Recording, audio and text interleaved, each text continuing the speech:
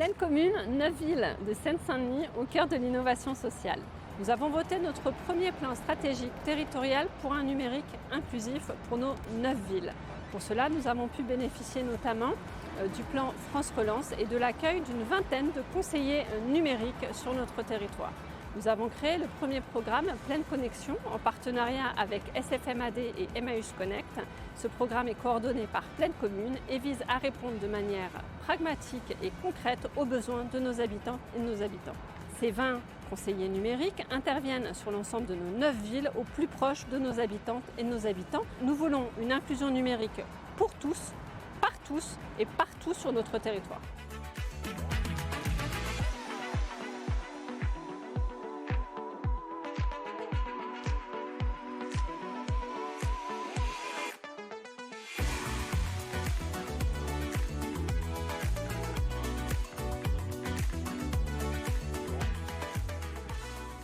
Alors ici, nous sommes dans la maison France Service, fraîchement ouverte. C'est pas anodin d'avoir placé cette maison France Service ici, puisque c'est un retour de l'accès au droit au sein de ce quartier, dont les gens peinaient justement à aller à la mairie, puisqu'il n'y a qu'une ligne de bus qui passe.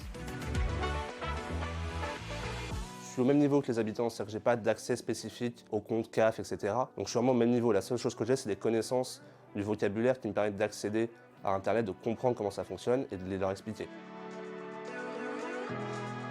Donc nous, généralement, quand une personne elle vient pour apprendre à utiliser les ordinateurs, on l'apprend à utiliser, à se déplacer avec la souris, à se repérer sur un clavier. On l'apprend à utiliser Word et Excel, LibreOffice éventuellement. Aussi à faire une adresse mail, à consolider son adresse mail. Nous, on est labellisé France Service, donc on aide pour tout ce qui est démarches administratives. Donc ça peut être la CAF, les impôts, Pôle emploi et tous les autres partenaires. On fait énormément de choses.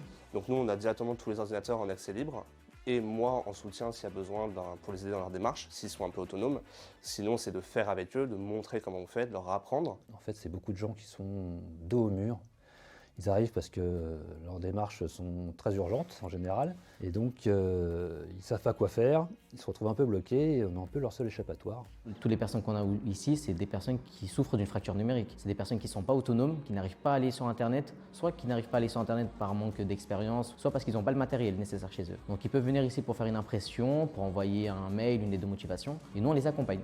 On les accompagne individuellement comme collectivement. Quand on réussit à débloquer un dossier, à faire une demande et qu'elle est acceptée, c'est un vrai plaisir. On se dit au moins on a réussi à aider quelqu'un, cette personne va repartir avec quelque chose. Le but, je pense, de mon travail, c'est de me dire la personne n'aura plus besoin de moi après, elle sera autonome, elle comprendra comment ça fonctionne et c'est parfait. J'ai une permanence ici de 2 jours par semaine et 2 jours à l'AMIC, ce qui est à côté de la mairie, c'est la maison d'initiative citoyenne. Donc j'ai 4 ordinateurs qui sont à disposition, on peut faire des ateliers. Donc j'interviens de base dans la maison pour tous Henri Roser qui se trouve au Landy, donc de l'autre côté du canal, et à la maison pour tous Berthier Albrecht, où nous sommes aujourd'hui. Je travaille vraiment dans ces deux structures et aussi pas mal en partenariat avec les assistantes sociales, avec les écrivains publics, aussi un peu défenseurs des droits, donc on oriente beaucoup de public vers ces gens-là.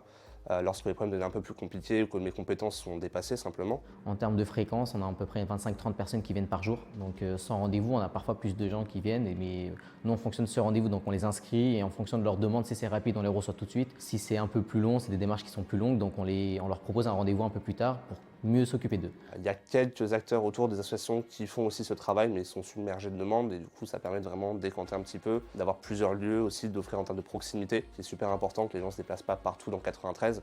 Il y a énormément de personnes qui sont très satisfaites de la structure, donc on a eu pas mal de retours positifs.